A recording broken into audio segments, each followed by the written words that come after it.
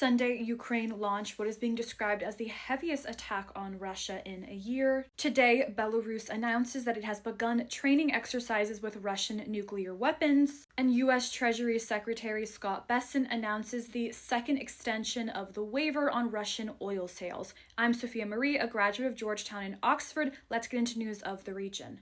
If you're new here, make sure to like, follow, and repost if possible. I do this entirely by myself, and trying to gain an audience. I think it's really important to have just really objective news on what's going on in the East European former Soviet space. So let's get into it. Okay, so the biggest news from this weekend: on Sunday, Ukraine launched what is being described as the largest attack on Russia for a year, striking Moscow and Belgorod. So Political reports that over the weekend, Ukraine launched 1,300 drones into Russia, hitting factories and oil refineries. Later on Sunday, in an afternoon video address, Zelensky made the statement on the significance of the attack, specifically in Moscow. Quote, "Moscow region is most heavily saturated with Russian air defense systems."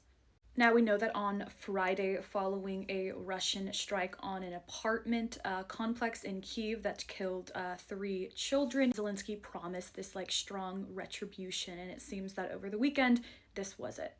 Now, in other news, today, Belarus has announced that its armed forces have begun training exercises with Russian nuclear weapons. This is important at the moment. I reported just days ago about the post to Telegram that Zelensky did, where he claimed that Russia is trying to bring Belarus into an attack on either Ukraine or a NATO member state.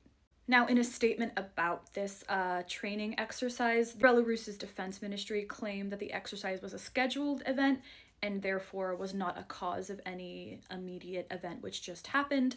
But Kyiv Independent gives a good background of the past 3 years, the relationship between Belarus and Russia. So in 2023, Russia announced the deployment of tactical nuclear weapons in Belarus.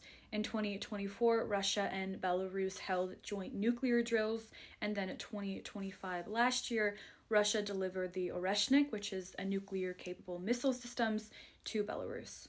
Now, on the U.S.-Russian side, today, U.S. Treasury Secretary Scott Bessent announced the second extension of the waiver on Russian oil sales. Today was issued the new 30-day license to, quote, "provide the most vulnerable nations with the ability to temporarily access Russian oil currently stranded at sea." We know that Trump is seriously weighing more military strikes on Iran, obviously ending the ceasefire. Now, lastly, we've been following this cancellation of U.S. troops being sent to Poland. We know that many reporters and headlines have reported that Poland was, quote, blindsided by this decision by Pete Hegseth. So 2 military officers are currently traveling to Washington to get more information on why that happened. Apparently, it was a planned rotation to Poland, which currently has 10,000 U.S. troops, so it came as quite a surprise. I reported earlier how the U.S. had similarly canceled a deployment of U.S. troops to Germany, but this was seen widely across media as a response to the Chancellor of Germany criticizing U.S.'s war in Iran. However, as Politico makes clear, Poland has not criticized U.S.'s war in Iran, and also Poland is the highest defense spender in NATO as a percentage of its GDP, so it is quite, I think, puzzling to wonder why this happened. That's it for the news today. I hope this was helpful, and I'll see you guys tomorrow.